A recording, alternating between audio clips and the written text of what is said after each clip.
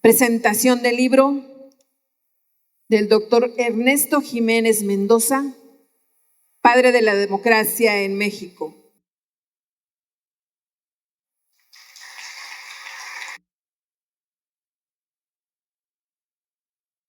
Iniciamos entonces con una participación musical que se ha preparado para este evento, en el que se interpretará a través del saxofón algunas melodías instrumentales a cargo del doctor Ernesto Jiménez Hernández, hijo del doctor Ernesto Jiménez Mendoza.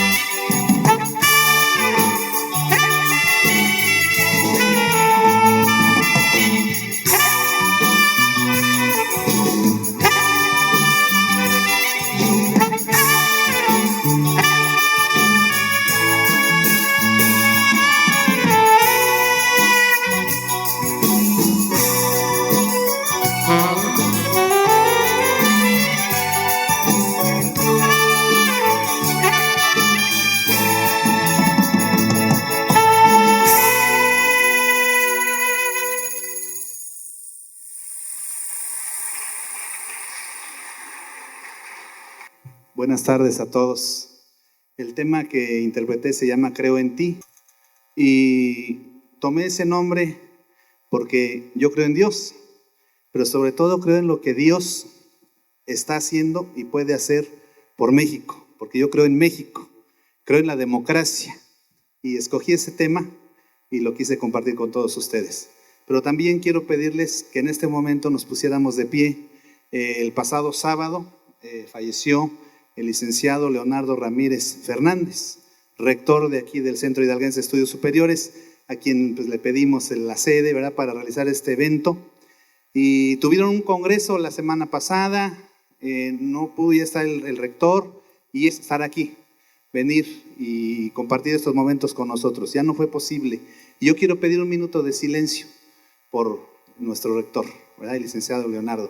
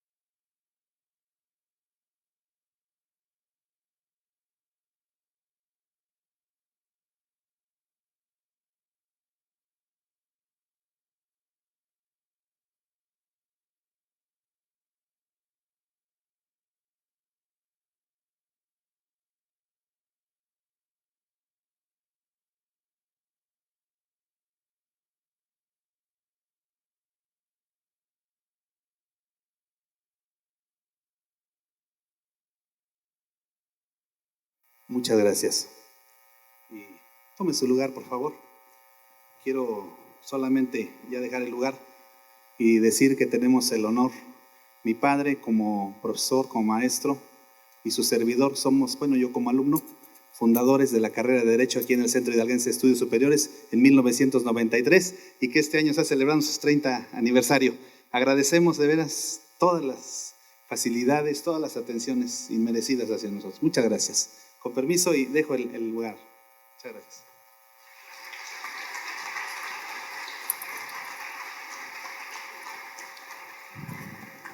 Muchas gracias a todos.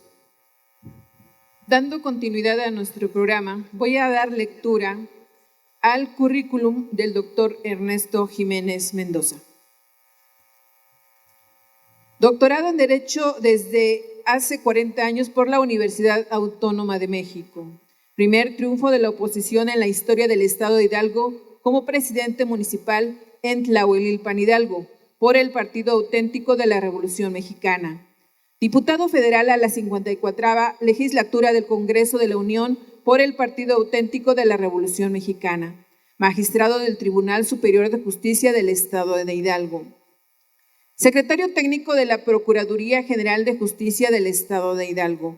Abogado del Poder Ejecutivo del Estado de Hidalgo, de la Procuraduría de Justicia del mismo Estado y de diversos ayuntamientos en los estados de Hidalgo, México y Guerrero.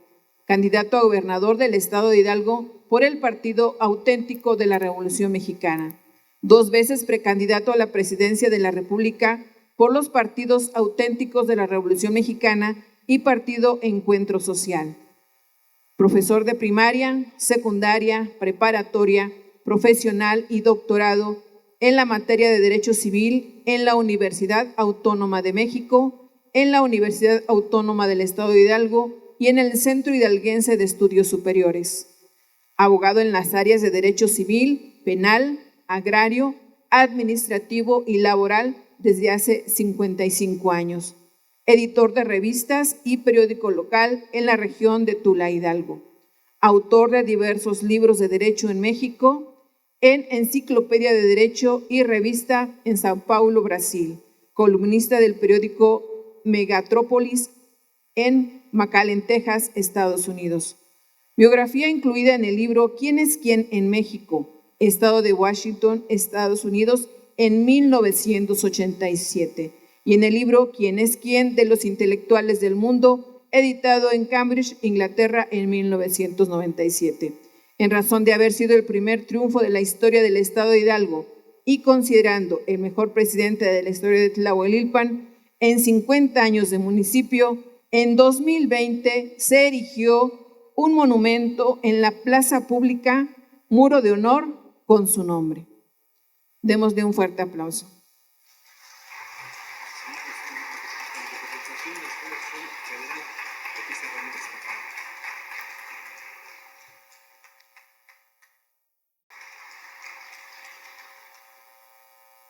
Damos paso ahora a la intervención de la doctora Marta Ramírez Fernández del Centro Hidalguense de Estudios Superiores para que dé la bienvenida y sea quien ceda el uso de la palabra al doctor Ernesto Jiménez Mendoza a fin de realizar la presentación del libro de su autoría.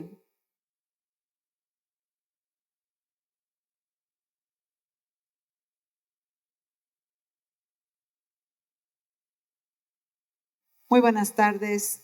Realmente para mí es un privilegio poder dar esta bienvenida a todos los presentes, pero en especial al doctor Ernesto Jiménez. Agradecer a todos los integrantes de este presidium, invitados especiales, señoras y señores, y desde luego a mis alumnos de Derecho. Sean todos bienvenidos al Centro Hidalguense de Estudios Superiores. Es un honor tenerlos el día de hoy aquí con nosotros. Por mi conducto, nuestro rector, el licenciado Leonardo Ramírez Fernández, quien acaba de abandonar el mundo terrenal para alcanzar el mundo celestial, les dejó un cálido saludo. Él hubiera deseado estar presente el día de hoy, incluso dijo que le iba a echar todas las ganas para estar en esta presentación del libro del doctor Ernesto. Y él viene a traernos el día de hoy uno de los varios libros que ha escrito, no es el único ni el primero, es autor de algunos otros textos, pero el día de hoy nos hablará sobre Dr. Ernesto Jiménez Mendoza, padre de la democracia en México. Y nuestro rector estaba orgulloso porque había sido su maestro cuando fue estudiante.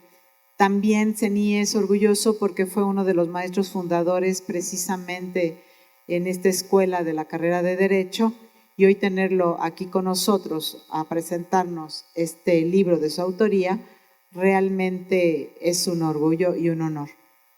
Él quería manifestar la gran oportunidad, doctor, de tenerle en su casa y sobre todo que haya solicitado compartir este momento con todos nosotros. Nos dio la indicación desde el primer día en que su hijo estuvo en contacto con él y después, posteriormente, vía telefónica con su persona, de que se le dieran todas las facilidades, aperturar los espacios, los días que usted necesitara y en el horario que usted requiriera. Se nos dio esa indicación y hoy la estamos cumpliendo.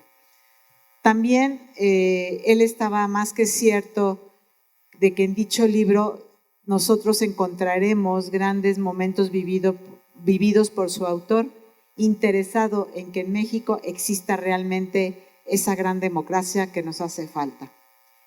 Escucharemos qué es lo que lo motivó a escribirlo y él ahora querer compartirlo precisamente con todos nosotros en este momento en el que nos encontramos reunidos.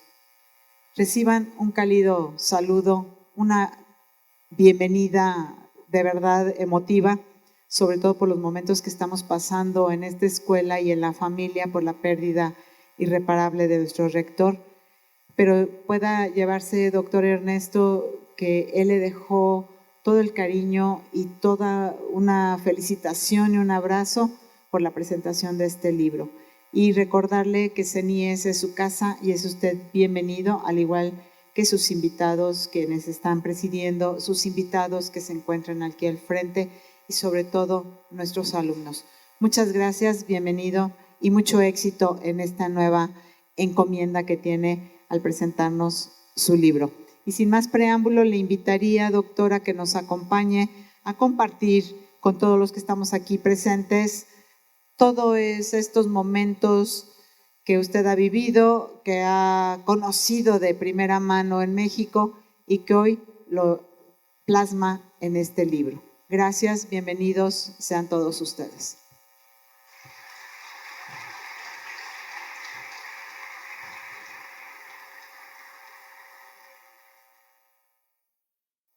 Al Centro Hidalguense de Estudios Superiores, a la Rectoría, a su personal docente, a su alumnado que nos hace favor de acompañarnos. Muchas gracias a nuestros invitados, al señor general de la zona militar, que viene en representación del señor secretario de la Defensa Nacional. Lleve usted, por favor, un saludo afectuoso de nosotros y nuestro agradecimiento. Apóstol Gordillo, quiero decirle que es usted bienvenido y le agradezco mucho su presencia. A todos los señores invitados que están en este lugar, saben ustedes que me une una gran amistad con todos ustedes. Y por esa gran amistad que me permiten, les quiero dar las más emotivas gracias de que han tenido la bondad de venir. Para mí me siento muy cobijado con su presencia, me siento feliz porque sé que ustedes son personas de mucha valía y que han dedicado su tiempo para darme esta oportunidad, lo cual les agradezco con el corazón.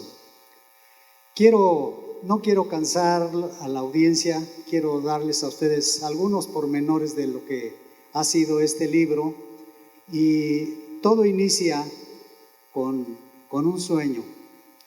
Recuerdo muy bien que cuando hice una declaración, y era yo ya candidato a diputado federal por el Partido Auténtico de la Revolución Mexicana, y hice una declaración a lo mejor ingenua, pero con mucho propósito, de decirles a los periodistas que iba yo a ganar la diputación. Entonces, quien era secretario general del partido aquí en el estado de Hidalgo, un personaje muy conocido, el licenciado Jesús Murillo Caram, se burló y dijo que eran sueños guajiros. Así salió publicado en El Sol de Hidalgo en primera plana. Efectivamente, no le falló en nada el señor. Son sueños guajiros los que yo tenía, porque efectivamente para situaciones de gran alcance, para cosas importantes en la vida, se requiere un sueño de ese tipo. Si no soñamos, si no buscamos algo inalcanzable y no luchamos por ello, estamos perdidos. Todos los grandes acontecimientos del mundo han sido iniciados por algo como un sueño. Y así me pasó. Finalmente yo empecé como una persona de extracción muy humilde. No quiero hablar mucho de eso porque pues muchos tenemos ese origen. Y desde mis inicios me di cuenta de la impotencia que teníamos como pueblo ante autoridades. En un pueblo, yo soy de Tlahuelilpan, mi pueblo de Tlahuelilpan correspondía al municipio de Tlaxcuapan, y ahí en Tlahuelilpan siempre se ha hecho una plaza, un tianguis, y los de Tlaxcuapan venían por el dinero que le cobraban a los comerciantes, se llevaban el dinero. Y pues no me gustaba eso, decía yo, pues déjenlo para limpiar las calles, para hacer algo aquí, pero no, se lo llevaban. Y había un juzgado conciliador y una agencia municipal, pero los más lesivos para el pueblo era el juzgado conciliador. Eso ustedes saben que sigue siendo hasta la fecha, así. Y ese juzgado conciliador llamaba a la gente por cualquier motivo, y inmediatamente les imponía una multa, y el que no la pagaba, a la cárcel, sin razón, sin fundamento, sin principios jurídicos, sin nada de eso. Y yo veía cómo pasaba todo eso, pero además con el poco dinero que llegaba, los jefes políticos del lugar se lo gastaban en comilonas. Entonces veía yo con tristeza cómo se manejaban las cosas, y eso me hizo empezar a despertar mi conciencia, a decir, pues esto no está bien. Resulta que el presidente en turno iba a meter el agua potable en Tlahuelilpan, y para ello les exigió, no les pidió, exigió una cuota a los habitantes. Ya sabemos que las obras públicas deben hacerse con los impuestos, pero ese señor no, primero la cuota. Pero lo más raro, lo más arbitrario es que la cuota se la pedía a cada familia, pero no por familia, por persona. Nosotros éramos mi madre y nosotros 2 hermanos. Nosotros estudiábamos, no trabajábamos, y mi pobre madre vendía, era sirvienta, o sea, no había por esa posibilidad dinero. Y entonces yo ya estaba estudiando también con muchas limitaciones aquí en la Escuela de Derecho, y tenía yo como maestro al secretario general de gobierno, el licenciado Rubén Licona Ruiz. Y entonces se me ocurrió decirle lo que pasaba en Tlahuelilpan. Le dije, él era el secretario general de gobierno, y le dije, señor, pues, nos están haciendo esto, nos quieren extorsionar con cuotas para la introducción del agua potable. Y inmediatamente ordenó al secretario, hizo un escrito, un oficio para el presidente municipal, recomendándome que pues, me ayudara, cuál era la situación. Llegué con el oficio al presidente y casi lo aventó, dice, a mí no me viene a mandar ese señor. Bueno, ok, pero ya de ahí ya le bajó, ya no nos cobró lo que, y le pagamos una cuota como familia, no por persona. Y entonces con eso ya empezaron las cosas allí de otra manera, y se empezó a gestar en mí una idea de luchar contra el sistema, con el sistema de corrupción que había desde ese entonces en el PRI, el único gobierno, nada más. Y entonces dijimos, tengo que hacer algo, pero no podía hacerlo dentro del sistema del PRI porque pues, había jefes ahí, había dueños del partido, pues no podía yo hacer nada, solamente lo que ellos dijeran y servirles.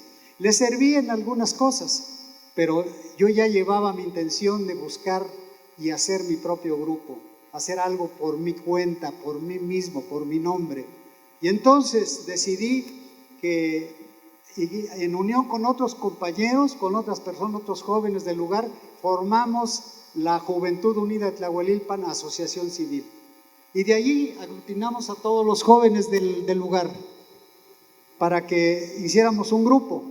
Y con ese grupo nos allegábamos dinero haciendo bailes, haciendo rifas y haciendo eventos para que tuviéramos dinero para movernos, y así lo hicimos. Compramos un aparato de sonido y hicimos una revista, hicimos celebraciones del 16 de septiembre, en fin, lo más que pudimos como juventud. Se desfiló, las jovencitas desfilaban en el 16 de septiembre, los jóvenes. Fundamos la banda de guerra del lugar, una banda que ahora es una banda muy importante porque se presenta cada año en sus fiestas religiosas. ¿Cómo formamos esa banda? De aquí de Pachuca, el director del tecnológico, que era diputado federal, iba a cambiar instrumentos en su banda y los desechos, la basurita nos las dio, y con esas iniciamos la banda de guerra. Otro comerciante nos regaló unos suéteres, pues ya con eso ya completamos y hicimos la fundación de esa banda que hasta ahora está en apogeo. Y así hicimos muchas actividades, pero sobre todo a mí me interesaba penetrar y meterme a la administración pública municipal. Estuvimos muy cerca del presidente de aquel entonces, Federico Lugo Serrano, el primer presidente por Junta de Administración Civil, no fue presidente por elección. Y entonces, tanto fue el trabajo que hicimos de asesorarlo, de hacer muchas cosas, que en un momento dado, cuando se avecinaba la nominación del primer presidente, ellos, como ya en ese tiempo se negociaban las candidaturas, él, siendo desde luego del PRI, había dos grupos importantes en Tlahuelilpan, opositores. Uno que inclusive capitaneado por el señor Silvestre Padilla, que era mi padrino, y el otro del presidente municipal al que yo asesoraba. Y entonces el presidente actual, al delegado nacional del PRI, el licenciado José Luis del Toro Calero, a lo mejor algunos oyeron de ese nombre, les ofreció el presidente que si sacaba candidato de nuestro lado por el presidente de la Junta de Mejoras, Mario Monroy, daban 15,000 pesos. Y por su servidor, pues yo, 5,000 pesos. Entonces, yo en ese tiempo ya estaba estudiando la carrera, etcétera, tenía aquí unas relaciones en el gobierno, y resulta que se hace la votación en una asamblea de delegados, pero esos delegados ya eran personas manipuladas. Llegaba el sobre con el nombre y nadie le quitaba una coma al nombre, ¿no? Entonces yo venía en el sobre y lo dan a mí me dice primero, fíjese que tuvimos muchos problemas y todo, pero usted es el indicado. Y yo inocentemente, todavía era muy novato en eso, le dije muchas gracias, yo tenía dinero en mi haber para haberle ofrecido, pasen a la casa por un sobre, pero no lo hice, eso es mi novatez. Entonces dije muchas gracias, no, pues eso no es así. Resulta que los oponentes de los grupos fuertes del lugar dijeron no, yo tenía unos 20 y tantos años, ¿cómo un chamaco va a venir aquí a...? No, se unieron los dos grupos en mi contra y me echaron fuera. No, que me daban la suplencia y todo, yo me salí, los dejé, dije no, metieron a mi hermano como primer regidor y todo, pero yo no les acepté nada, yo me salí. Entonces, de ahí hubo un quebranto con el sistema, más un mayor quebranto con el PRI, porque en ese tiempo yo era secretario general del sector popular del partido en Tlahuelilpan. Y entonces, con sus mismas armas, se las volteé. Resulta que ya con ese ánimo de hacer grupo, de crecer, de hacer algo desesperadamente, me di a la tarea de llamar a la gente. Para esto me puse de acuerdo como mis 2 o 3 amigos principales, 2 o 5 amigos principales. Vamos a hacer esto. Entonces, le repartí unos volantes a la gente para que acudiera a una reunión de información y de quejas contra la presidencia municipal. Que todos los que hubieran recibido agravios se presentaran porque era el momento de reclamar. Y entonces me planté en el kiosco municipal, ahí en el reloj, puse mis bocinas, unas trompetas, y puse música y empezaba yo a hablar. A las 11 de la mañana empecé a hablar. Música y seguía hablando, llamando a la gente. Como a las 3 de la tarde, había como 3,000 personas. Y entonces, pues, dije, ¿qué hacemos? No, pues vamos a crecer. Señores, vamos a pedirle la renuncia al presidente municipal. Y la gente, sí, vamos, pero toda la gente. En ese tiempo, manifestarse en contra del sistema era un suicidio. La policía inmediatamente metía a la cárcel. No crean que era fácil. Ahora sí, cualquiera se manifiesta, tapa una calle o algo. No, antes eso era imposible. ¿Sí? Era un suicidio. Y entonces nosotros lo hicimos. Y al ir a la casa del presidente salía más gente de las casas con sus niños. No, aquello fue una locura. Y entonces sacamos al presidente. En ese tiempo llegaba con un camión nuevo con dinero del municipio. Y este carro es del pueblo, le decía a la gente, se subía y él se enojaba y le dieron sus cachetadas y todo, y lo llevamos a la presidencia y hizo la renuncia. Pero da la casualidad que el presidente de la junta de los regidores era su primo, entonces no le aceptó la renuncia, no, que no, y ya se hicieron guajes, y no aceptaron nada. Para esto, pues, yo ya me andaba casi buscando el ejército. Y entonces me fui porque yo tenía cierto liderazgo en Apasco, México. Me fui para Apasco. No, pues allá me recibieron con una cena y no, olvídense, cosas muy bonitas. Pero no me agarraron. Resulta que con eso me dio la idea de que yo no era ajeno a la gente, que yo no pasaba tan desapercibido a la gente. Yo significaba algo para ellos. Y eso me hizo a lo mejor formarme castillos en el aire. Dije, no, pues con esto se puede hacer mucho. Y en eso viene otra participación para la presidencia municipal y nos mandan a un personaje que pues no garantizaba, con todo respeto. Y dije, pues esta es la oportunidad de hacer algo. Y llamé de vuelta a mis 4 o 5 amigos, vamos a hacer algo, vamos a hacer las primeras juntas, las hicimos en la escuela. Nos prestó el inspector las aulas, pero se enojaron en la secretaría, casi lo corrían a él y ya se retiró, él ya no quiso seguir. Y nosotros seguimos por nuestra cuenta, ya después lo hacíamos en la calle o en las casas de alguien, pero pues ya la escuela ya nos habían prohibido. Y así siguió aquello. Pero entonces yo en ese tiempo trabajaba como cobrador de cobranza morosa en México de una empresa Grolier. Y en esa empresa yo conocía a mucha gente de los morosos. Y entre ellos estaba el presidente nacional del Partido Popular Socialista, el ingeniero Jorge Christian García. Yo era su amigo porque me decía, véngase mañana o véngase el lunes por el dinero, sí. Y en eso le llego y le digo, fíjese que quiero ser candidato, voy a ser candidato y quiero que sea por su partido. Cuenta conmigo, con toda la propaganda que quieras. Tú nada más dinos qué necesitas y te lo damos. No, pues el PRI mandaba un volante, yo aventaba 100 como confeti. Una cosa aparatosa, los apabullamos, los hicimos como quisimos a los del PRI. Pasaban las avionetas, los helicópteros para ver cómo estaba la reacción. No, pues imagínense, habíamos barrido a todo aquello. Y entonces, ya con eso, el gobernador del estado me manda a llamar. Oye, dice, no, pues yo no sé qué has hecho, pero ya ganaste, pero mira, vamos a hacer esto. Tenían su candidato del PRI, a él lo quitaron, a él le dijeron, no, vete a tu casa. Ya había terminado la campaña. Y me dicen, a ti te vamos a hacer magistrado, necesitamos personas preparadas como tú para el Poder Judicial, te vamos a hacer magistrado y aquí está tu nombramiento, me lo da en ese momento. Y pon al que quieras. En eso pues fui y por lógica dije, pues voy a poner a mi suplente. Con toda vergüenza les digo, Salió peor que los del PRI en la uña.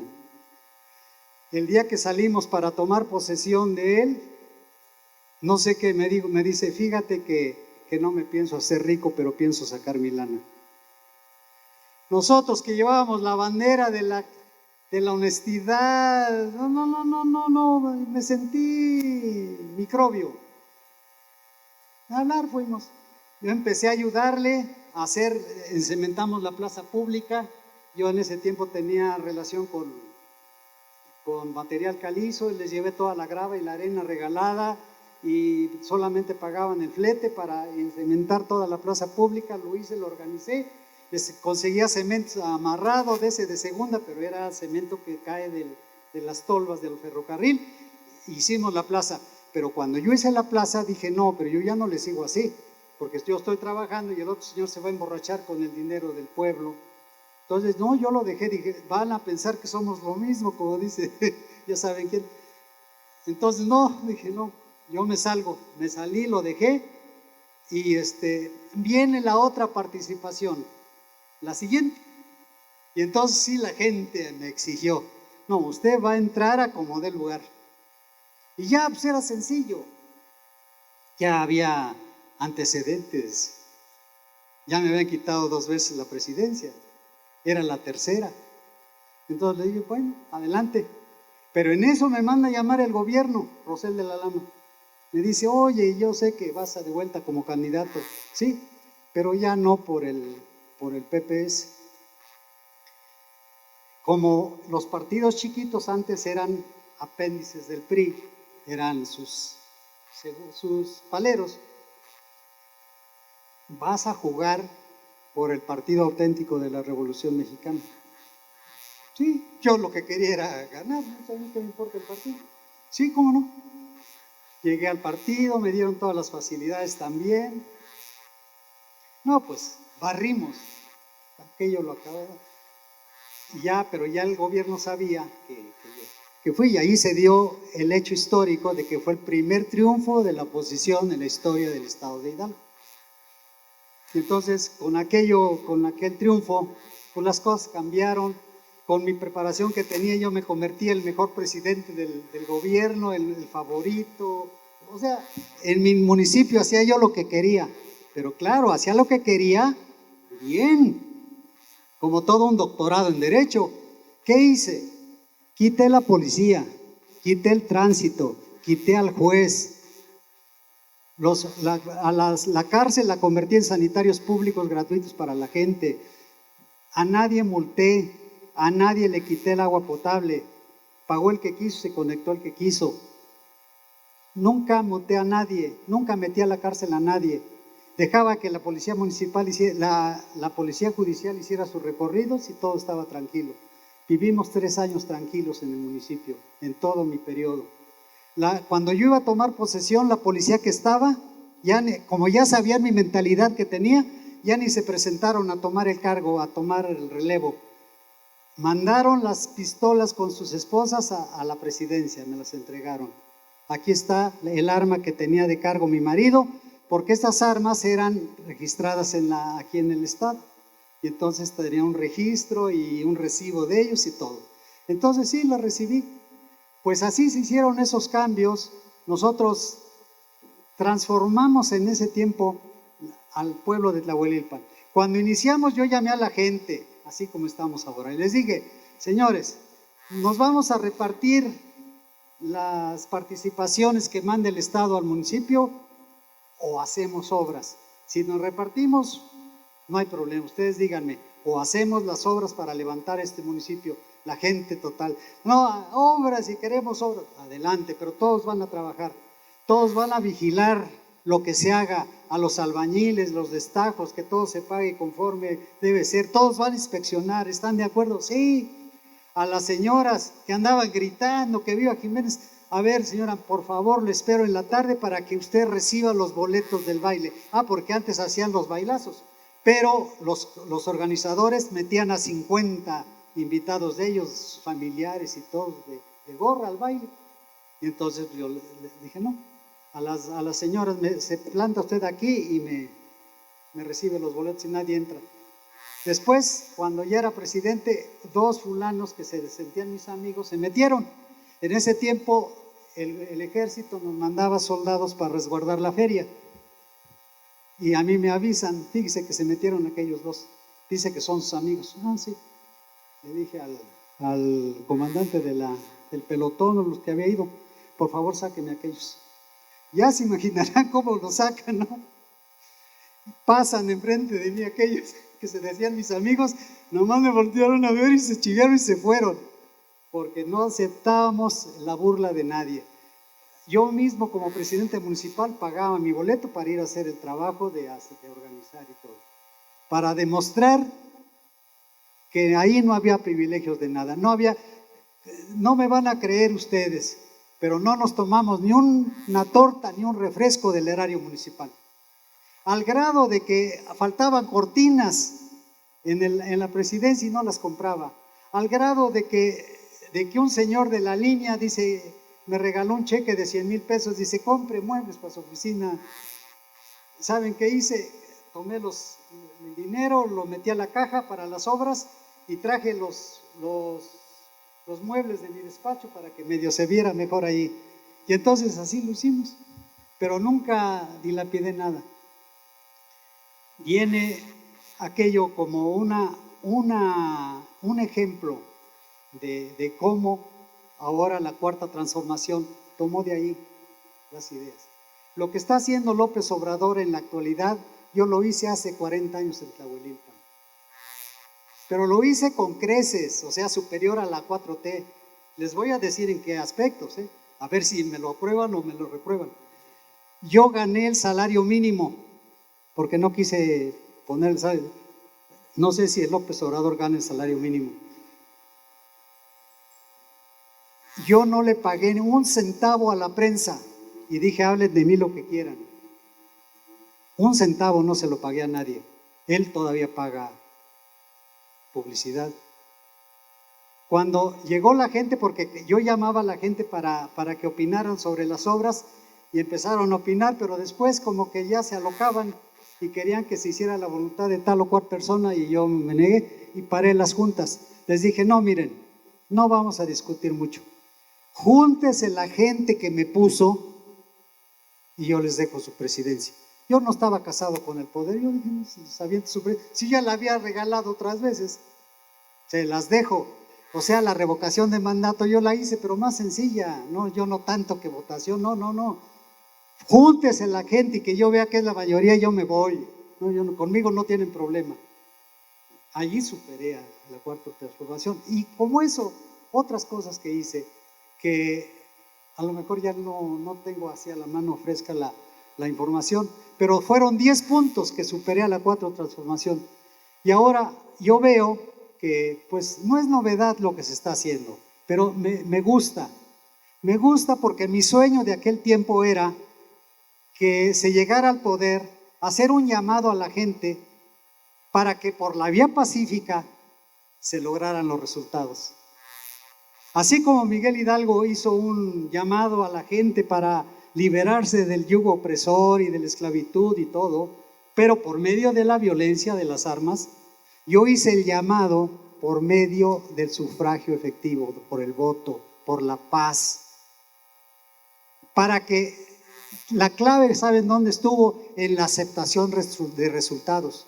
Votaciones hubo muchas, siempre las hubo en México, pero nunca se respetaban, había fraudes electorales, los mapaches, todo lo que ustedes saben, ya no les quiero repetir una historia que ustedes ya saben. Todo eso se hacía y nosotros lo veíamos con tristeza que no, teníamos que hacer lo del boxeador, noquearlo para poder demostrar que pudimos más que él. Así teníamos que hacer con el PRI. Hasta ahora en la 4T se logró. Hasta ahora se noquearon aquellas personas. Por eso nosotros vemos con mucha simpatía la 4T. Le falta mucho, porque le falta aproximadamente 1/3 de su actuación. El tercio de su actuación, todo lo demás está bien hecho, les levantó la canasta, los saqueadores, todo. Las obras que se están haciendo, estoy de acuerdo. Pero falta el renglón justicia, ¿sí? La impunidad, la violencia, todo. Eso le falta al señor no es abogado. Afortunadamente, el manejo de la administración pública municipal, estatal, federal es manejo de normas jurídicas. Que sea un abogado, no un comerciante, no una química, no, ¿sí? Sin alusiones personales, desde luego. Entonces, necesitamos un abogado que sepa lo que está haciendo. Entonces, nosotros queremos y deseábamos lo mejor para el país, que por el medio del voto hasta ahora se noqueó, hasta ahora logramos con la 4T llegar al poder. Y entonces, unido a todo esto y de que como resultado de la actuación de nosotros, un presidente municipal nos hizo favor de hacer un monumento, un muro de honor donde lleva mi nombre, en atención a que fue el primer triunfo de oposición en la historia, que fui y me reconoce como el presidente más honrado y el mejor presidente en 50 años de historia del municipio. Eso motivó a la gente a que me presionaran para hacer el libro. Y decir, no, esto se tiene que conocer, se tiene que saber que aquí fue la cuna de la democracia y por qué, y etcétera. Esto, pues, siguió su curso. Y entonces, yo tenía la oportunidad de ser maestro de la facultad, de la Escuela de Derecho, director de la academia, maestro de tiempo completo, y fui a Europa a un congreso internacional de derecho familiar. Y fui con personas que me acompañaron, entre ellos un doctor, Julián Huitrón Fuentevilla. Este doctor, en el tiempo de Rosell de la Lama, como gobernador, hizo un código familiar. O sea, no tenía mucho sentido, porque era sacar del derecho civil, del código de derecho civil, sacar todas las normas familiares y hacerlas en un código, que me parecía. Pero lo hizo porque era su amigo, el gobernador del estado, le pagó por el código y promulgaron el código. Pero, amable audiencia, no se imaginan cuando me dan el diario oficial porque me pidieron que trajera a mi amigo a que diera una conferencia de lo de que había hecho, del código. No, me dan el diario oficial, aquello era un desastre, pero una cosa espantosa. ¿Qué creen que hice? Hice un libro en contra del código, de todos los defectos, todas las fallas, todas las incongruencias, todo lo malo. Pero nadie publicaba mi libro. No. Y entonces, ¿qué hice? Hice mi propia imprenta, puse mi propia imprenta para hacer mi propio libro. Y saqué mi libro. Lo presentó la logia masona, los partidos de oposición del Estado, la gente entusiasta, como ahora. Y se hizo, adelante. Pero cuando se conoció aquello causó tal estruendo nacional que ya después el libro era libro de consulta de los tribunales colegiados. Ya estaba en la boca de todos, los estados lo rechazaban, etc. Se hizo un relajo, una situación muy, muy importante. El día que llevamos al autor del libro, del código, a la universidad, los alumnos ya estaban preparados. Les dijeron, mire, ya conocemos el código.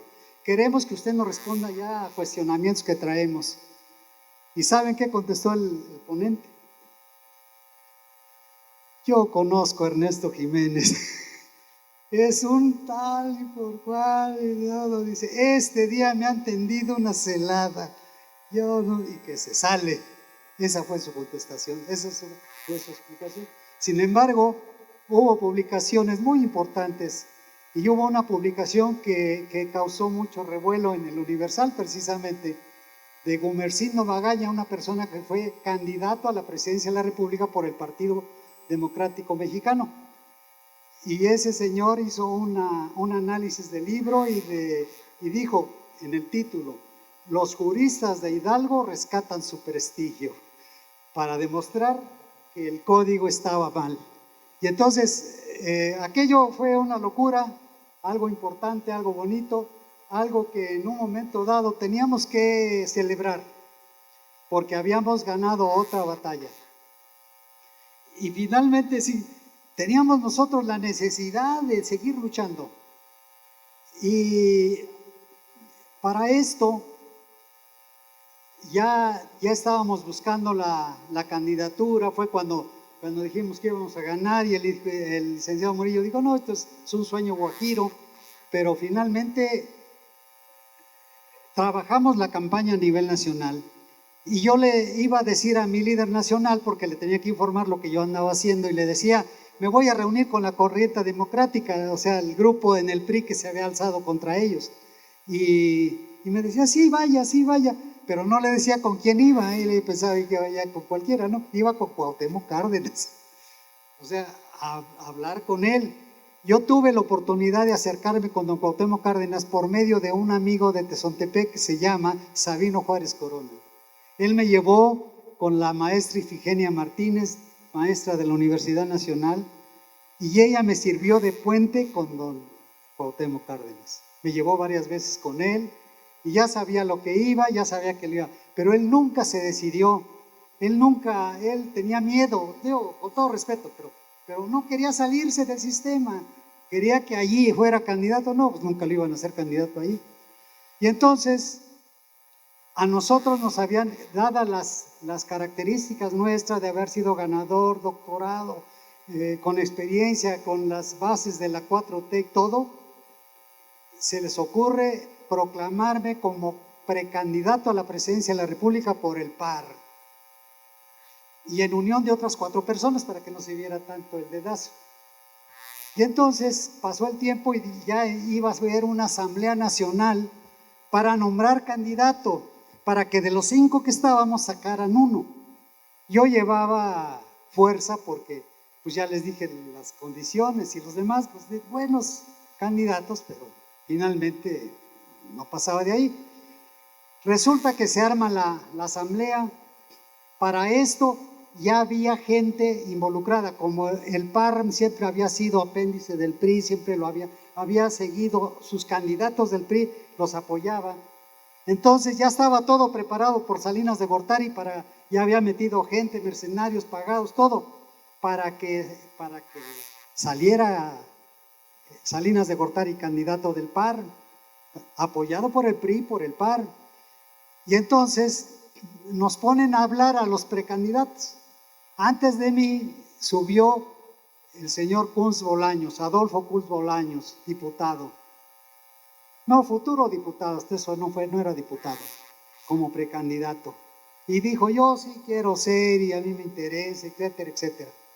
Y luego le dieron la palabra a su servidor. ¿Y qué les dije?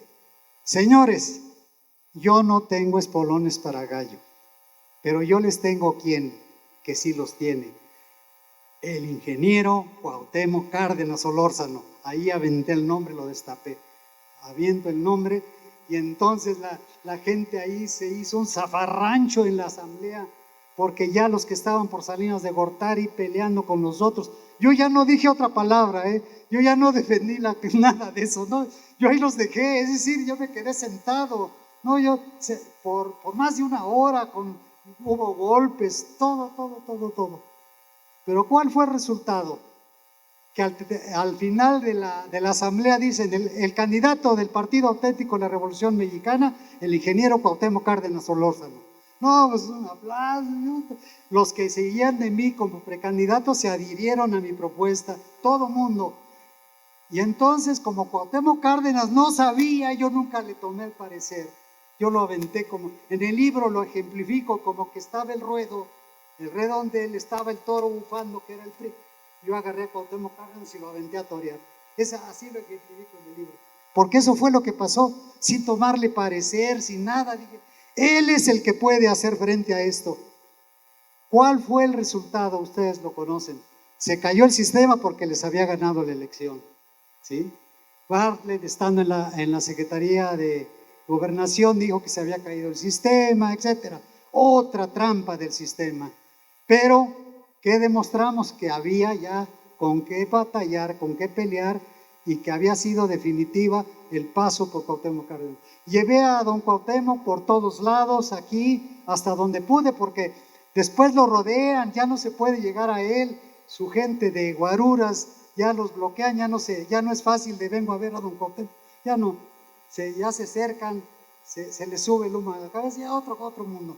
Y entonces todavía hubo oportunidad con él de que me pidió que le hiciera yo un manual para las elecciones, para defender las elecciones, porque en esos tiempos hacíamos nuestros propios documentos, cómo defender una elección, qué hacer, que no permitir que las urnas robaran, qué hacían. Fíjense, yo tuve ejemplos muy importantes. La policía ahí mandaban a los presidentes a quitar las propagandas, a arrancarlas. Nuestra gente, ¿saben qué hacía? Llevaba su escalerita en las noches a los postes hasta arriba, para que no fueran los policías a quitar la propaganda. Les decíamos, instruíamos a la gente para aferrarse a las urnas, no permitir que el robo del voto. Una maestra, Blandina Contreras Díaz, ya murió. ¿Saben qué hizo cuando iban los guaruras por la urna para robarse la urna y rellenarla de votos? Se abrazó a la urna y la levantaron con toda y urna, hasta que de plano la soltaron. Esa era la decisión de la gente. Cuando mi elección para presidente municipal cayó un aguacero, pero una tormenta. Nuestra gente, nuestros representantes de casilla, ahí parados, mojándose. Mejor el ejército se fue a atajar el agua, porque la gente ahí firmes, y se ganó. Cuando a mí me dijeron se ganó, yo no lo creía. Yo pensé luego en un milagro de Dios. Me acuerdo que me llevaron a una bodega donde hacíamos las juntas y me dijeron, diga unas palabras, y yo lo único primero que les dije, demos gracias a Dios, porque para mí había sido un milagro. No, pues era algo imposible, era un suicidio, nadie se atrevía a eso. Y entonces ahí se gestó todo aquello. Para esto, pues, lo de don Cuauhtémoc Cárdenas, avanzan las cosas, y siendo secretario técnico de la Procuraduría de aquí del Estado, me di a la tarea de hacer un libro que causara revuelo. Hice el libro que se llama El Poder Judicial Federal de México, una mafia que avergüenza. Y entonces en ese libro plasmé, ya saben, sus virtudes de la Suprema Corte, lo que ahora está pasando con el presidente. Yo se lo llevé ese libro al presidente 2 veces y se lo llevé a Monreal una vez. ¿Por qué se lo llevé a Monreal? Porque él habló de que ya había que cambiarla. Esa idea es lo que propongo ahí. Les dije, ya cambiamos el legislativo, ya cambiamos el ejecutivo. ¿Y cuándo el Poder Judicial? Y estos son los que dominan al país. En esto les dije todo. ¿Cuál es el problema principal de la Corte? Que son jueces que hablan como la chimoltrufia. Como dicen una cosa, dicen otra. Ante el mismo problema dicen que sí y también dicen que no. Así son los de la Suprema Corte. Al grado de que en todas sus controversias, o sea, todas sus fallas, porque no se les puede decir aciertos, donde dicen que sí, no. No te preocupes, le dicen a las partes, a los que se quejan, esto lo resolvemos. Entre el sí y el no escogen ellos cuál debe prevalecer, si el sí o el no. Fíjense qué sencillo, ¿eh? Ya tienen un texto como el de la Biblia de todas sus incompetencias, es decir, de todas sus controversias, así se le llaman, tesis por controversia.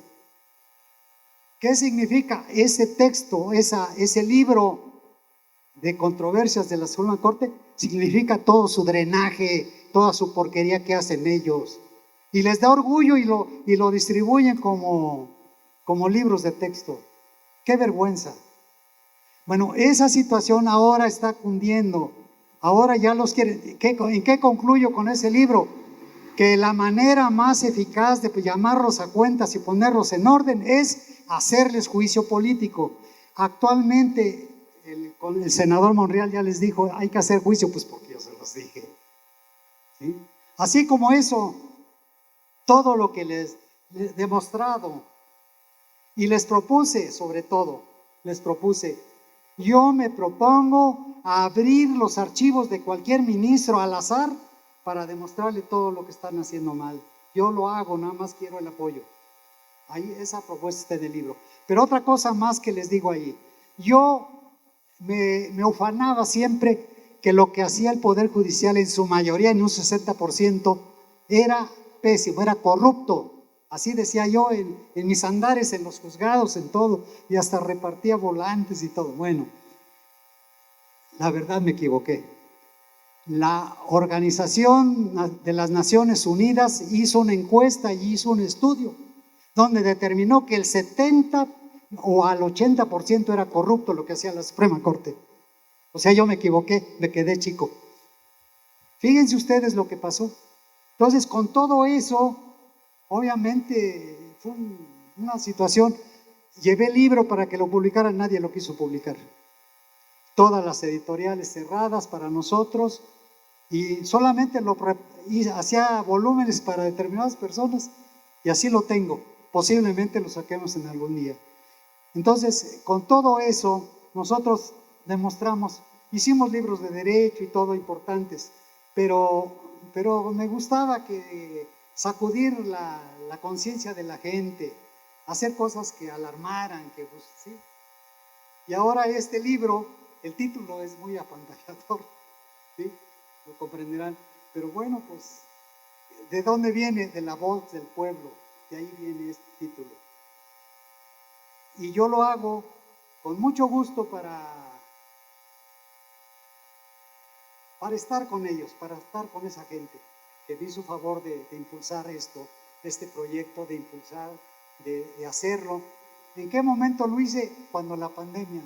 Estaba yo recluido, pero escribiendo, así que no me costó mucho, ¿me comprenden? Entonces, yo quiero decirles que toda obra, este libro tiene un propósito. Estamos viviendo un ambiente convulsionado de ilegalidad, de impunidad, de violencia. Han hecho surreales las mafias, todo lo malo. Nosotros no tenemos a quién acudir. No respetan a la autoridad, no respetan a los soldados, no respetan a nadie. ¿Qué tenemos que hacer? Tenemos que acudir a Dios, al Ser Supremo que hizo los cielos y la tierra. Aquel que nos ha demostrado que nosotros, nuestra existencia, estamos aquí por Él, porque Él decide, porque Él da. Y queremos hacer un llamado a la gente, pero sobre todo a la delincuencia.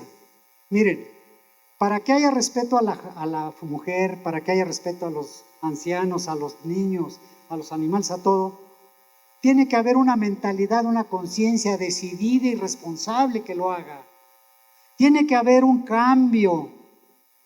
Es fácil a los niños ya empezarles a decir, mira, esto tiene que cambiar, pero a los maduros, a aquellos asesinos seriales, todo no es fácil. A ellos les tenemos que hablar con otras palabras, con otras formas. Yo recuerdo que el día de 21 de marzo aquí en Pachuca se hizo un evento de Benito Juárez y vino un personaje, para mí personaje, que era el jefe de pandillas de Nueva York llamado Nicky Cruz. Ese muchacho era pandillero, asesino y demás. Ese señor se convirtió a Cristo y ahora es un predicador. Vino aquí a Pachuca, estuvo aquí en el presidium del 21 de marzo. Ese es el ejemplo de lo que queremos. A lo mejor dicen, este señor está loco, nos viene a hablar de religión. No, ¿qué? Pero señores, ¿a quién vamos a acudir? Tenemos que ser realistas. Ahora, a mí me consta que acercarse a Dios no es malo, es importante. A mí me consta que si manejamos su palabra, que es la palabra de Dios, la Biblia, es el libro más grande que se ha escrito, más grande y más eficaz de toda la historia, es el libro de libros. Ahí está plasmado el mensaje de Dios, ahí está la palabra de Dios. Y en ese libro, que es el manual de vida, está el testamento en el Antiguo y el Nuevo Testamento de lo que Dios, cuando murió, nos dejó como legado. ¿Qué nos dejó como legado? Una riqueza, una herencia, seguirlo, una riqueza incalculable que se obtiene siguiendo sus lineamientos. Seguir una religión no es como un buffet donde cada quien puede escoger una comida y se puede llenar. No, No es escoger una religión de las que existen, no. Hay una sola religión, de acuerdo a la Biblia y nuestro Señor Jesucristo. Una sola. Dijo Jesucristo en un libro de la Biblia: yo soy el camino, la verdad y la vida, y nadie viene al Padre si no es por mí. Y en ese libro, que Él es la verdad, la que está escrita. Él es el camino, no hay otro.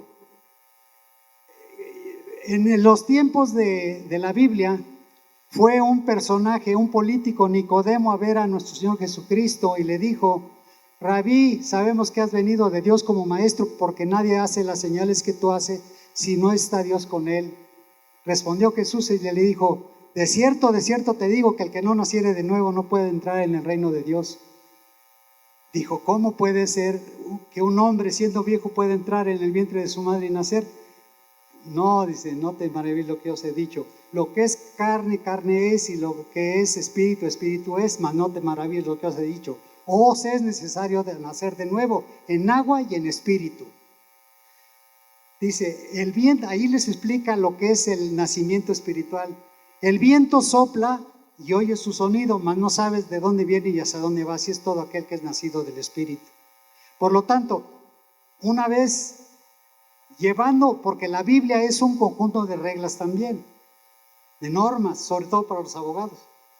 La Biblia tiene normas y dice en su libro de Romanos 10:8, dice, y que cerca de ti está la palabra en tu boca y en tu corazón, que si confesares con tu boca que Jesús es el Señor y creyeres en tu corazón que Dios le levantó de los muertos, serás salvo. Porque con el corazón se cree para justicia, pero con la boca se confiesa para salvación. Y dice otro versículo: todo aquel que me confesare delante de los hombres será confesado delante de los ángeles de Dios. Todo el que me negare delante de los hombres será negado de los ángeles de Dios. Dice entonces que, como en las películas de norteamericanas, cuando discutían y todo, dice, si te ves en problemas, echa mano de tu pistola. La Biblia dice en un versículo de primera de Timoteo 6:12, dice, pelea la buena batalla de la fe y echa mano, así como echa mano de tu pistola, echa mano de la vida eterna. ¿Qué significa? Pídele a Dios, Él está contigo, Él lo va a hacer. Por lo tanto, es lo que queremos hacer. Dar un mensaje, la finalidad de este libro, llevar un mensaje a todas las plazas, a donde lo permitan, a donde quieran escuchar. Si les llama la atención el libro, si les llama la atención lo que pasó en México, que oigan que la única solución para mejorar las cosas en México es nuestro Señor Jesucristo y su palabra.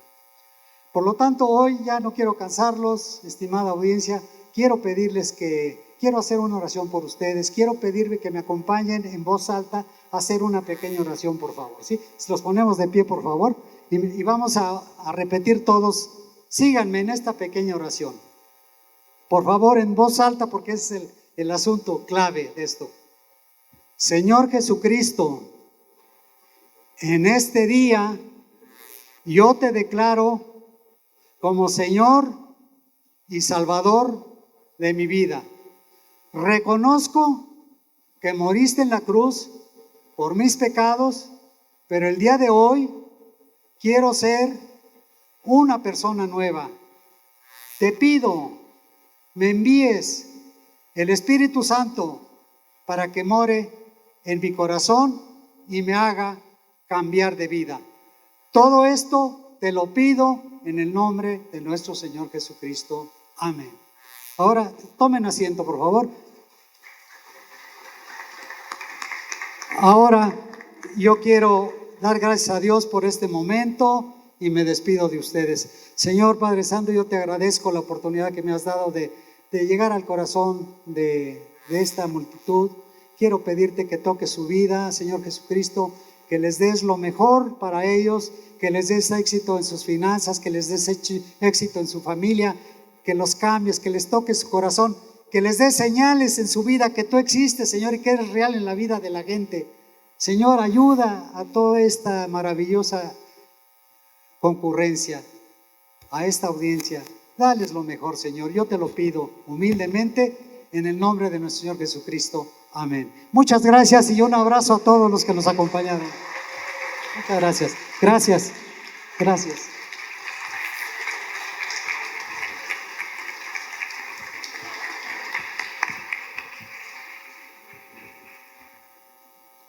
Continuando con nuestro programa, quiero hacer mención también de una persona que nos acompaña y les pido un aplauso, el licenciado Juan Pedro Cruz Rías, expresidente municipal en Tlahuelilpan, Hidalgo.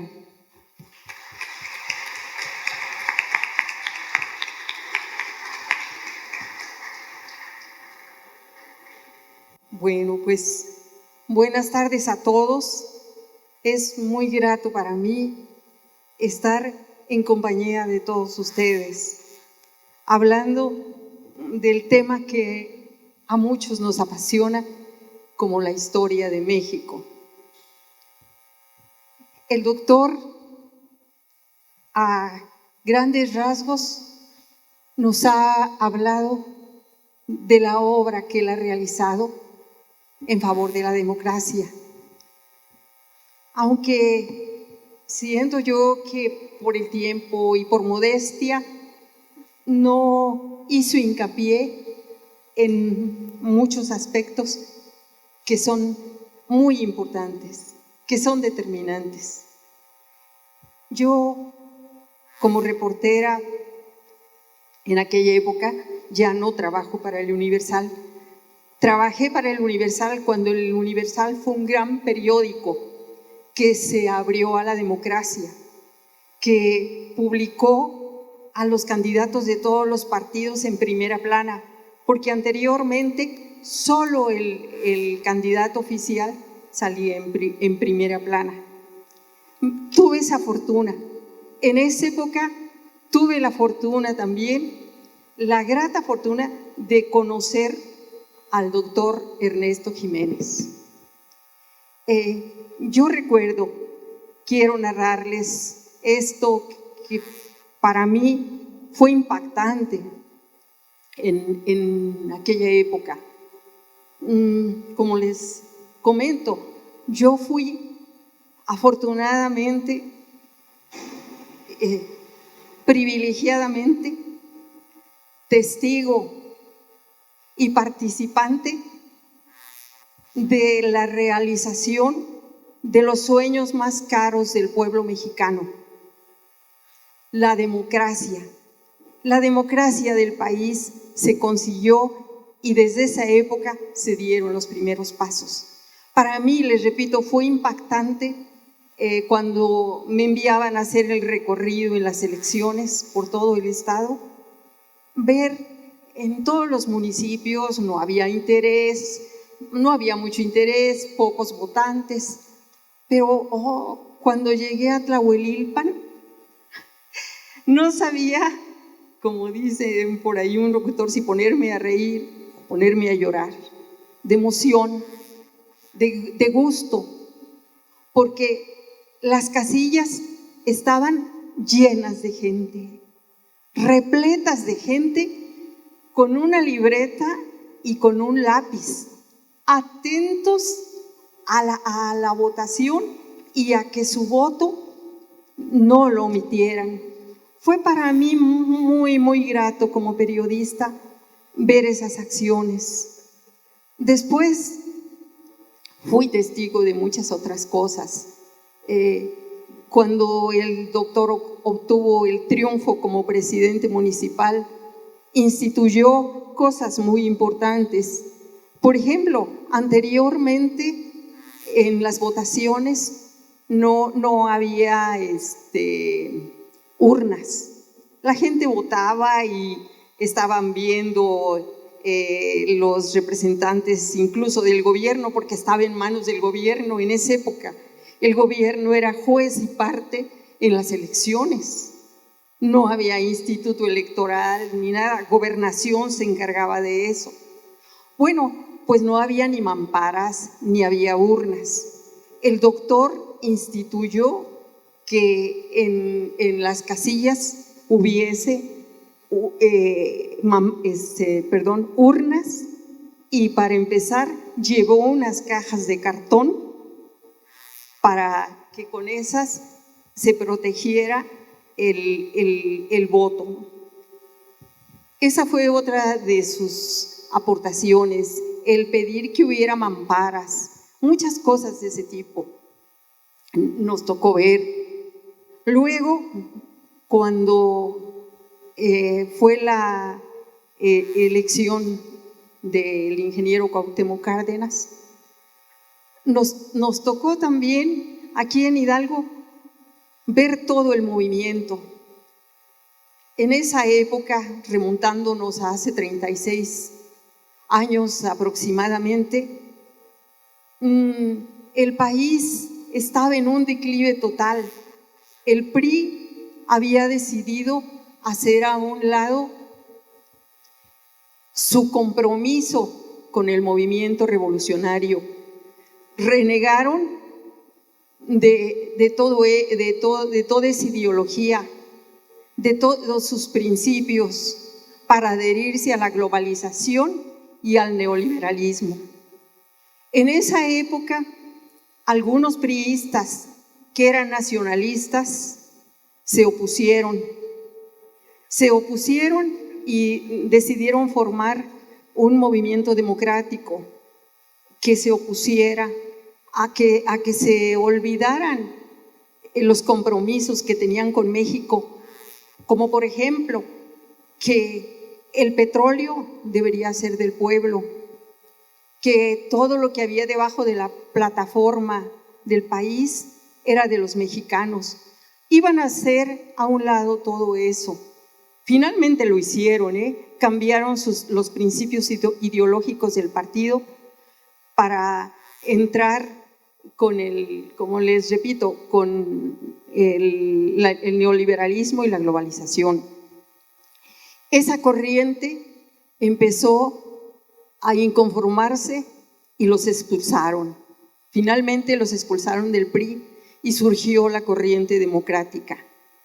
En esa etapa, Cuauhtémoc Cárdenas vino muchas veces a Hidalgo. Se reunían cerca de Tlahuelilpan, se reunían en Tezontepec. Yo recuerdo que en una ocasión estaba apurándome con mi trabajo para asistir a una de esas reuniones. Algún funcionario del gobierno me dijo: no, doña Ana María, usted mejor vaya, se acaban de descubrir en Rancho Luna una irregularidad ahí muy fuerte, un laboratorio de narcotráfico. No vaya ahí a Tezontepec, es más importante y es más noticia lo de Rancho Luna. Finalmente asistí a ambas partes y fue muy grato para mí conocer ahí al ingeniero Cuauhtémoc Cárdenas, a Ifigenia Martínez, a muchos personajes de la política nacional, y todo iba avanzando. Para esto estaba Cuauhtémoc Cárdenas como un aspirante, a la presidencia de la República sin partido. No tenía partido que lo apoyara. Los partidos, la izquierda estaba pulverizada en esa época. Nadie quería apoyar esa corriente, todos tenían miedo. Pero entonces un gran amigo que se llama, como dijo aquí el doctor Sabino Juárez, empezó a pensar y en una ocasión me dijo: voy a hablar con el doctor Jiménez, le voy a pedir que proponga a Cuauhtémoc Cárdenas. Él era llegado a ese grupo. Yo recuerdo que en aquella ocasión le dije: ¿cómo crees? Él va a ser candidato también a la presidencia de la República. ¿Tú crees que el doctor vaya a declinar en su favor? Yo lo veo muy difícil, Sabino. Pues yo lo voy a intentar y lo voy a convencer por el bien de México. ¿Cuál no sería la gran sorpresa que finalmente consiguió una audiencia con el ingeniero Cuauhtémoc Cárdenas, en donde el doctor le propuso la candidatura? Y como nos acaba de narrar, él declinó en su favor en su partido. Entonces, Cuauhtémoc ya tenía un partido por el cual contender. Recuerdo también que en esa época, estando la izquierda dividida, vino aquí a Pachuca el ingeniero Eberto Castillo. Yo lo abordé y le pregunté si iba a apoyar a Cuauhtémoc Cárdenas. El ingeniero me contestó: no, no lo voy a apoyar. No estoy de acuerdo con las segundas partes. Las segundas partes nunca fueron buenas, señorita.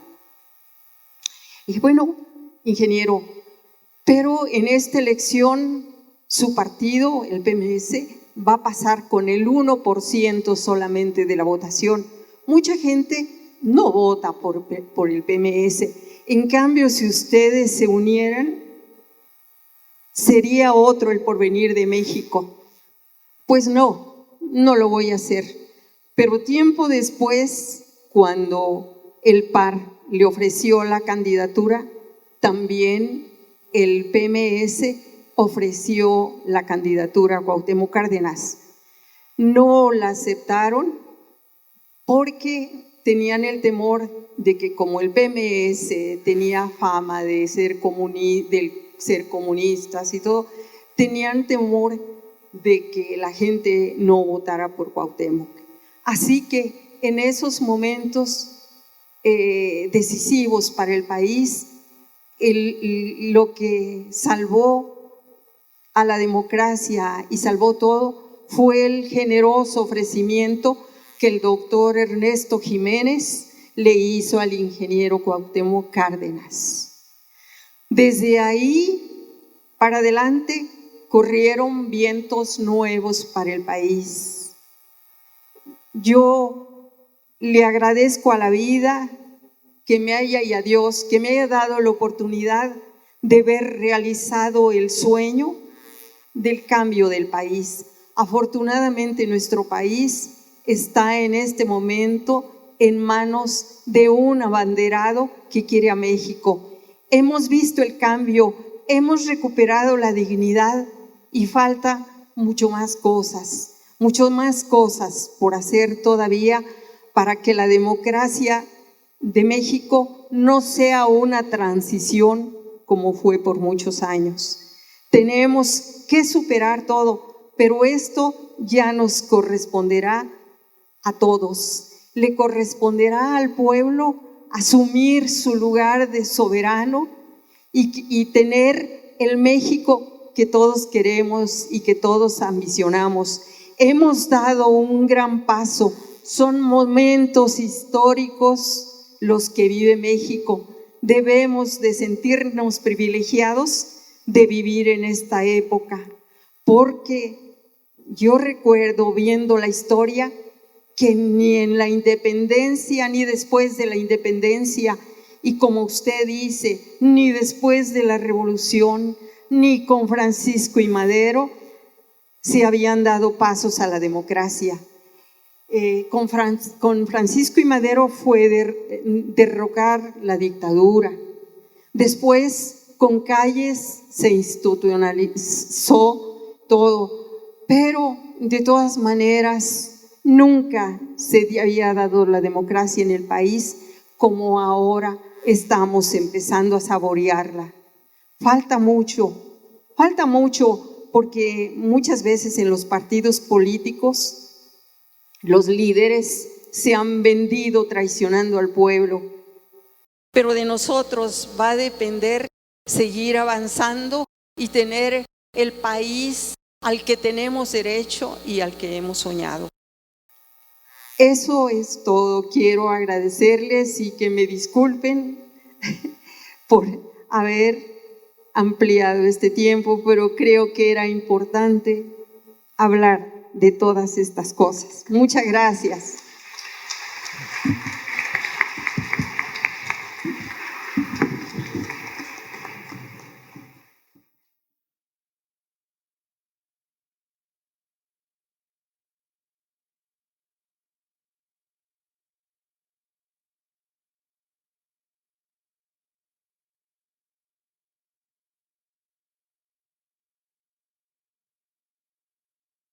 Muchas gracias a todos. Continuamos. Ahora pasamos a una sesión, a la segunda sesión, al segundo momento, que corresponde a las preguntas y respuestas. Después de haber escuchado pues una amplia información, comentarios, experiencias que nos ha compartido el doctor Ernesto Jiménez, queremos darles la palabra al público de las preguntas que quisieran ustedes acercarnos acá a la mesa para que sean contestadas por el doctor.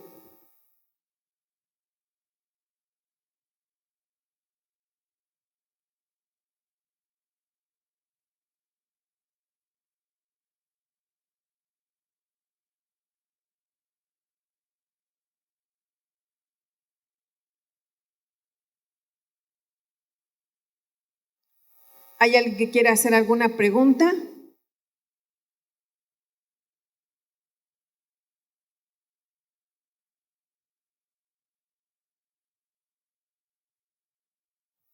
Doctor y todos los presentes, buenas tardes. Yo sí quisiera hacerle una pregunta.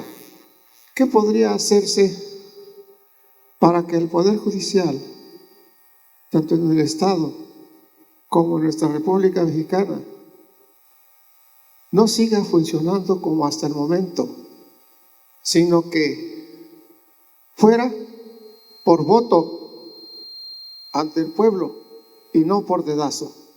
¿Qué se podría hacer? ¿Sería posible salvar a nuestro país de esa manera? Gracias.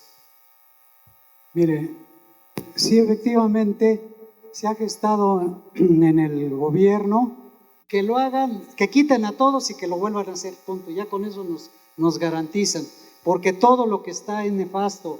Mire, el gobierno les ha demostrado que todo lo anterior, todos los fifís, hacían y deshacían y sacaban el país. Y dentro de ellos están los ministros de la Corte, el juez de distrito y demás. Entonces, sabemos cómo se han conducido. Por eso estamos haciendo el libro, por eso hicimos el libro, por eso hicimos el llamado. Y por eso queremos demostrarle en los hechos lo que le estoy diciendo. Que me den oportunidad de entrar a los archivos. Y con mucho gusto. Fíjese, lo que yo hacía cuando era magistrado, me daban 15 expedientes de reparto, que se le llama. Al otro día estaba todo dictado. Es una facilidad para hacer eso. Entonces, ¿por qué ahora? ¿Sabe usted cuánto se tardan en el Poder Judicial los magistrados para una sentencia de un amparo directo? 1 año y medio. ¿Sabe cuánto se tardan los magistrados locales para resolver un asunto? medio año.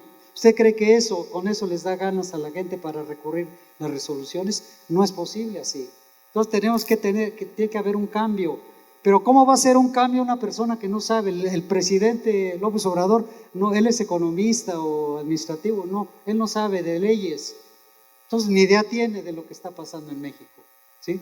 Por eso yo califico su gestión buena, hasta un 60%, un 70%. Lo demás está en la calle. No puede ser, tenemos una intranquilidad, una violencia social, una impunidad, abrazos no balazos, etcétera, etcétera.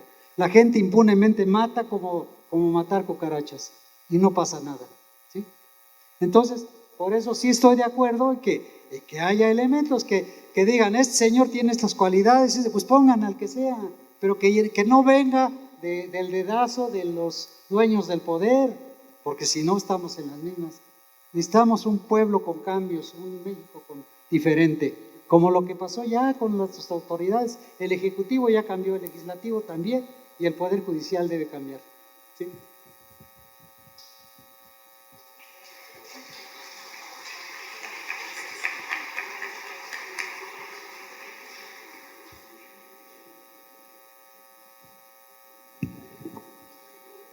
Bueno, también queremos mencionar al licenciado Carlos Valencia Peregrino, subdirector de egresos, que nos acompaña en esta tarde. Y cedemos la palabra al doctor Ernesto Jiménez Hernández.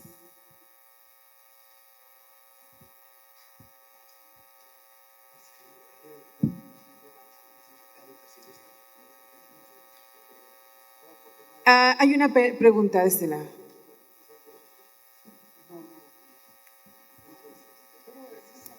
Gracias, buenas tardes. Mi nombre es Armando Velázquez. Doctor, yo tuve la oportunidad de estar en el auditorio Isaac Piña Pérez cuando usted debatió con el doctor Julián Huitrón Fuentevilla, por decirlo de una manera cortés, cuando lo avergonzó usted al doctor, porque su obra del Código Familiar, bueno, él era el del Código de Procedimientos Familiares, pero era un verdadero desastre jurídicamente hablando. Me tocó también acudir en alguna ocasión cuando era usted magistrado en el Poder Judicial local para comentar con usted. Le dije, vengo a tratar de hacer valer el alegato de oído. A las 2 semanas de que le habían turnado el TOCA para resolución, y ya estaba resuelto, ya estaba discutido. Y me dijo usted, conmigo no es necesario eso. O sea, a mí me llega el trabajo, lo desahogo y punto. O sea, y eso me asombró y me causó una muy grata impresión. A pesar de ello, doctor, también quiero diferir un poquito igual. En lo referente al Poder Judicial Federal, estoy totalmente de acuerdo en lo que menciona usted de lo que tardaban. Ahorita como que ha mejorado un poquito. Al menos aquí en el circuito 29, aquí en Hidalgo, a mí me tocó que un asunto se tardaran 1 año con 8 meses para resolverlo los señores magistrados de en ese tiempo el segundo tribunal colegiado. Ahorita ya no están, a 2 los cambiaron y otro se jubiló. Me tocó que me bloquearan porque yo en mis escritos les manifestaba, señores magistrados, no es posible con los sueldos que tienen se tarden tanto en impartir la justicia, porque la justicia retardada es justicia denegada. Y me sobreseían o se tardaban igual.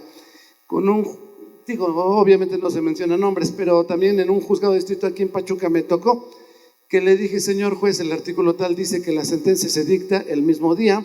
Por las cargas de trabajo sabemos que no es posible, pero medio año ya es una exageración y lleva usted 6 meses. Paradójicamente, en el juzgado que usted preside hay una placa metálica con un pensamiento de José María Morelos y Pavón, que dice algo así, palabras más, palabras menos, que todo ciudadano que busque justicia tenga un tribunal que lo escuche. Le dije, lo cual no está sucediendo con usted. Me sobreseyó el juicio y el colegiado lo confirmó el sobreseimiento porque les causó mucha molestia. Sí, estoy de acuerdo en que hay muchas irregularidades en el Poder Judicial Federal. Sin embargo, difiero un poquito en que sea totalmente por lo siguiente, y lo menciono con un ejemplo. Digamos, aquí en Pachuca tenemos 3 juzgados mercantiles, y si en un juzgado mercantil reciben 1000 asuntos por año, estoy de acuerdo que puede haber muchas irregularidades en muchos, pero no podemos afirmar que en los 1000 hay irregularidades, porque necesitaríamos conocerlos todos absolutamente, ¿verdad? Todos y cada uno, para poder decir que en todos hay irregularidad. Si habláramos de que el Poder Judicial Federal está corrupto al 100%, necesitaríamos, yo creo, conocer el actuar de todos los ministros, de todos los magistrados y de todos los jueces. Y eso pues es muy difícil, ¿verdad? En todo lo demás, desde luego que sí estoy de acuerdo. Gracias. No preguntará su comentario con respecto a la función de las autoridades para cerrar el concluye que él considera que no hay un 100% de funcionarios judiciales de acuerdo que pueda haber justicia. Sí, pero mire, efectivamente no todos son iguales, ¿no? Pero la mayoría, o sea, la mayoría. ¿Cómo se explican, por ejemplo, que las sentencias hagan hasta 1 año y medio o 8 meses? ¿Cómo se explican cuando que se puede hacer, les digo, yo cuando fui magistrado, cada que me daban mi turno, así le llaman sus expedientes, los dictaba y al día siguiente estaban dictados. Me tardaba a lo mejor otro día para alguno que era más extenso o algo. ¿Cómo está el Poder Judicial? Por eso les digo, me desespera ver todo eso. Yo lo he vivido en carne propia, lo he vivido como abogado, postulante, por eso se los afirmo. El problema no es de uno, no es de todos finalmente. Habrá que pedirle la renuncia a todos y ya se va aceptando para ver a quiénes sí y a quiénes no, porque finalmente no todos son iguales, pero la mayoría sí. O sea, por eso sí, esto ya son 55 años de experiencia que tengo en todo esto, por eso se les está hablando y se les dice, miren, ¿sabía usted, licenciado, que en la actualidad hay problemas como esto? Un campesino pide justicia y el primer enemigo que se encuentre es al juez, al secretario, al actuario y ¿sí o no? Tiene que vencer primero al juez, a los secretarios, al abogado contrario. Oiga, pues pobre señor. Eso es lo que hay en la actualidad. Actualmente ya no hay justicia conforme a la ley, hay conforme a los pantalones de los que están ejerciendo. A la gente a veces ya no le interesa apelar porque cuánto se tarda, medio año en la apelación, pues dice, mejor me espero. Entonces, son situaciones desesperantes. Miren, les voy a tocar un tema que es pensaba que iba a venir estas personas de la Asociación de Abogados de Tula. Querían proponer un cambio de ley, pero les dije, no es necesario un cambio de ley. ¿Qué quieren? En la ley dice que si una persona, un deudor alimenticio, no le comprueban el monto de sus ingresos, que le fijarán en base al salario mínimo, así dice la ley. Bueno, ¿saben lo que hacen los jueces? A ver, ustedes interpreten las palabras sin ser jueces algunos. Dice que tienen que imponer para la proporcionalidad de los alimentos entre el que debe y los que deben de gozarlos, tiene que haber proporcionalidad. Si yo gano 1,000 pesos, le tengo que dar un porcentaje al acreedor para que se alimente, pero yo me tengo que quedar con algo. ¿Saben qué hacen estos fulanos? No sé de dónde. Inventaron que el salario mínimo, o sea, el que inventa, pues ¿qué es el que va a pagar o qué? Eso ya está mal, ¿eh? Inventar un salario de alguien que no gana nada para que de ahí pague, pues es de locura eso. Si una persona no tiene para pagar, pues no tiene. ¿De dónde va a pagar? Pues estas personas dicen que conforme a la ley, les dice la ley, fijarán una pensión con base en el salario mínimo. ¿Saben qué hacen los jueces malvados actuales? Dictan pensiones del total del salario mínimo, o sea, de todo un salario mínimo. Entonces, ¿con qué se va a quedar? ¿Con qué va a comer el trabajador? Si tiene otros acreedores alimenticios, ¿con qué los va a mantener? ¿De dónde saca esos argumentos ese juez? Sin embargo, eso es lo que hacen.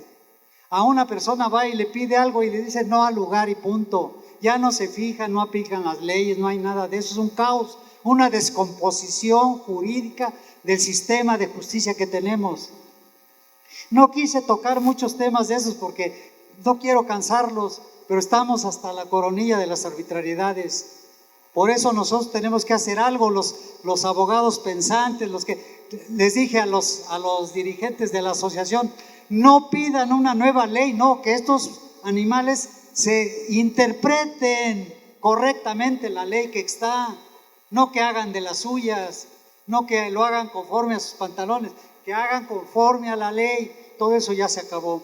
Nosotros tenemos que pugnar, unirnos, y entonces si nos unimos, pues hay que ponerlos en orden, ¿verdad? Muchas gracias.